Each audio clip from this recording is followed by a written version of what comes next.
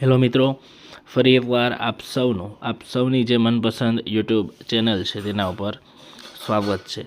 મિત્રો, ધોરણ 10 અને ધોરણ 12ના જે વિદ્યાર્થીઓ છે તેમનું જે બોર્ડની પરીક્ષાનું સમયપત્રક છે તે આવી ગયું છે. ખૂબ જ મહત્ત્વના આ જે વર્ષો છે તે વિદ્યાર્થીઓ માટે હોય છે. તેમાં આપણે ધોરણ 12 સામાન્ય પ્રવાહના જે વિદ્યાર્થીઓ છે કોમર્સના તેમના ટાઈમ ટેબલ વિશે આજે વાત કરશું. 26 તારીખ ફેબ્રુઆરી મહિનામાં ગુરુવારે વિદ્યાર્થીઓનું જે પહેલું પેપર છે તે અર્થશાસ્ત્રનું રહેશે. સામાન્ય રીતે નામાના મૂળ તત્વો આજ સુધી જોયું છે. આ થોડું અલગ ટાઈમ ટેબલ આ વર્ષે સરકાર દ્વારા સેટ થયું હોય તેવું લાગે છે.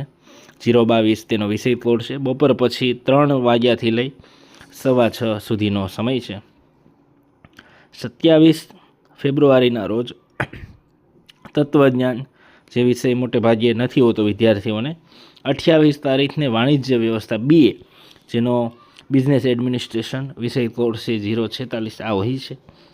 4 માર્ચ બુધવાર નામાના મૂળ તત્વો સામાન્ય પ્રવાહનો સૌથી મહત્ત્વનો વિષય 154 તેનો વિષય કોડ.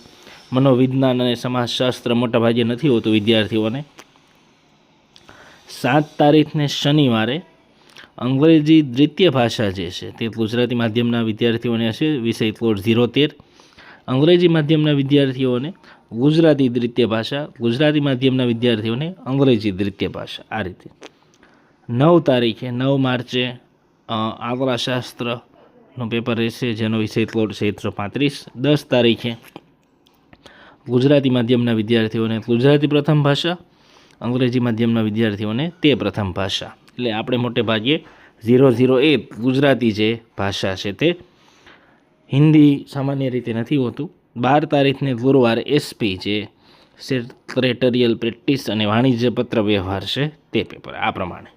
એટલે ખાસ વિદ્યાર્થીઓ જે આવડતું હોય હવે તેના ઉપર વધારે ધ્યાન આપે અને જે ન આવડતું હોય એના વિશે વધારે ચિંતા કરવાની જે જરૂર છે તે હવે રહેતી નથી. 12મા ધોરણના વિદ્યાર્થીઓ તો 10મા ધોરણની બોર્ડની પરીક્ષા આપી ચૂક્યા હોય છે એટલે એમને એ પણ ડર નથી હોતો.